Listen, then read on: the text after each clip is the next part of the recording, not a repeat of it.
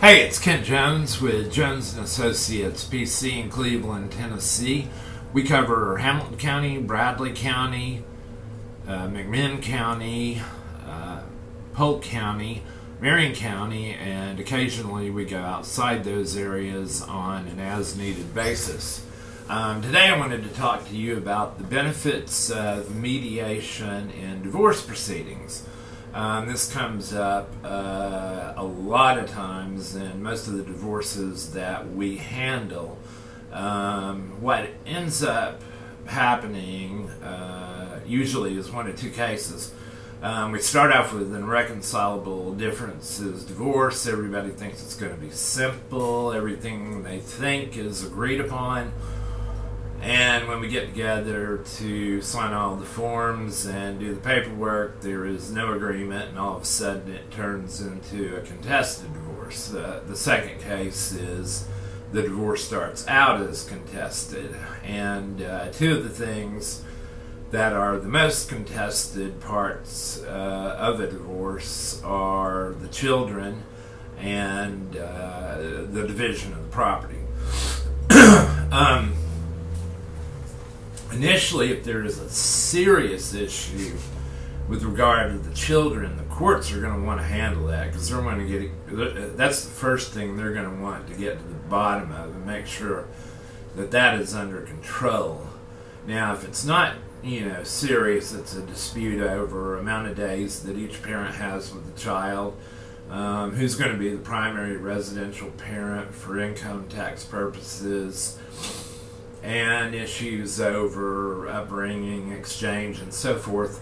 Those issues are relevant to what we're talking about today.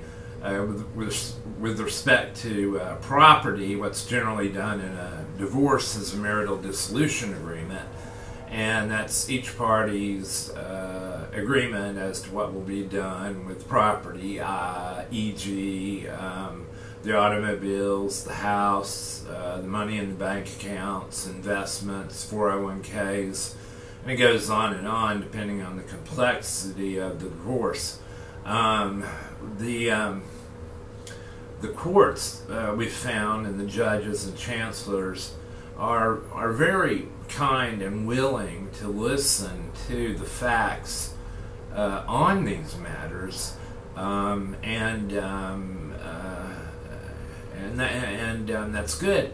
But you have to understand that they have a very, very busy docket with a number of different types of cases.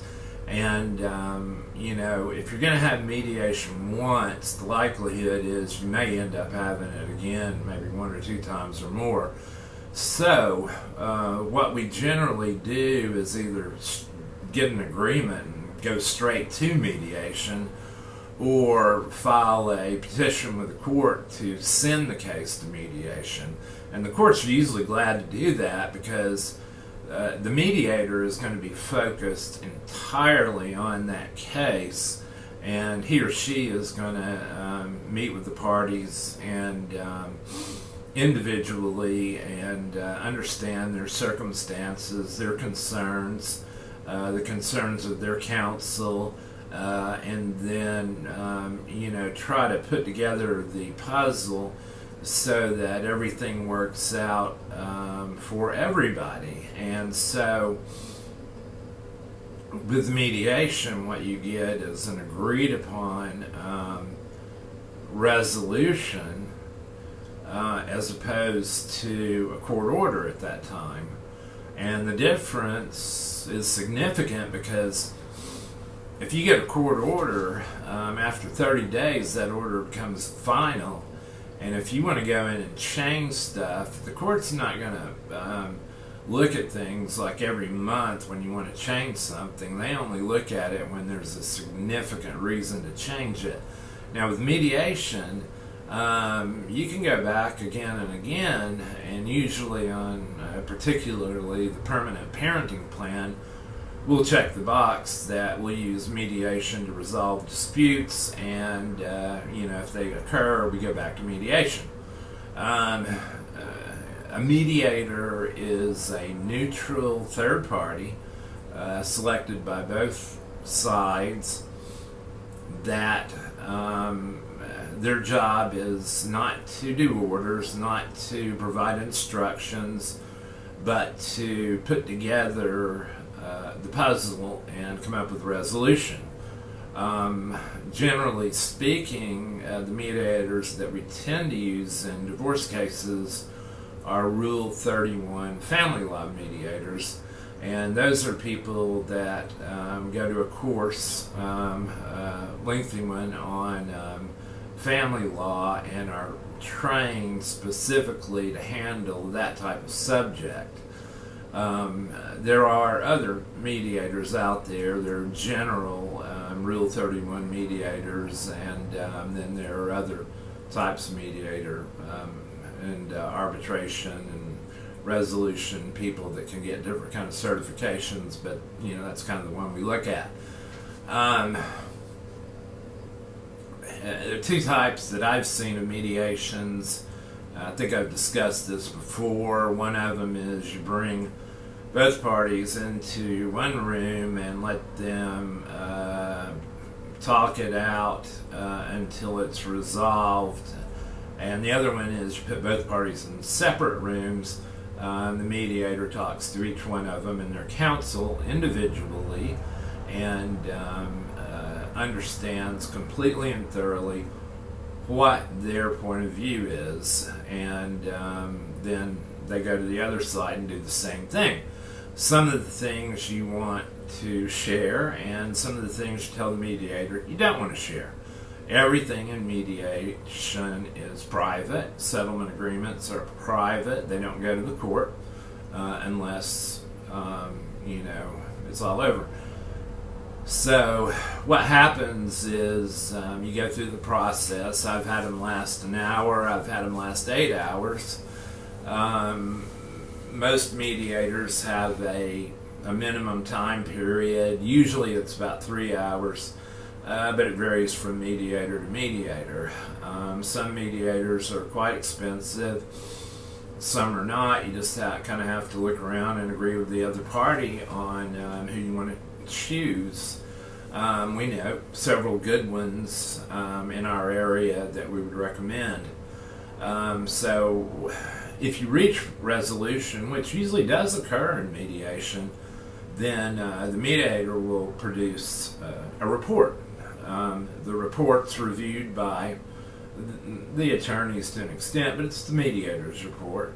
And the attorneys, generally during the process of the mediation, give the mediator authority to write that report. When the report is filed with the court, the attorneys then take the report and they create an order regarding mediation. That order is then submitted to the court, and at that point the significant issues, as I discussed earlier, mostly of property division and the permanent parenting plan, or how things are going to work out with regard to the children, being like primary residential parent, the time that each parent will have the children, if there is supervised visitation, if one parent will owe the other child custody, upbringing, exchange times, all those types of matters. It's a pretty complicated form, and it'll be worked out in mediation. So mediation does work. I recommend it heavily. I don't like the kind where everybody's in the room together the entire time. Some people do. That's just my preference. The nice thing about it is you're not expending a lot of legal resources and expenses on litigation by going back to the court again and again, and you're also not wasting judicial time, so it's helpful, once you've had mediation and come to an agreement, to check the box that if there's a disagreement in the future, you go back to mediation. And that's, the basics of it. As in any area of the law, things are, more complicated than that. And if you have any questions, feel free to call me, 423-424-6208, or email me at joneslaw08@gmail.com. You can also call Brad Wilson. He did e-discovery for big firm in Atlanta for years, and then 20 years of child custody and child support in the state of Tennessee, and Cleveland, Tennessee in particular. And he's at bradleywilsonlaw.com. His phone number is 423-458-2479. And that is about all I can think of at this moment, but I'd be happy to answer any questions. Hope you guys have a wonderful day, and we'll talk to you later.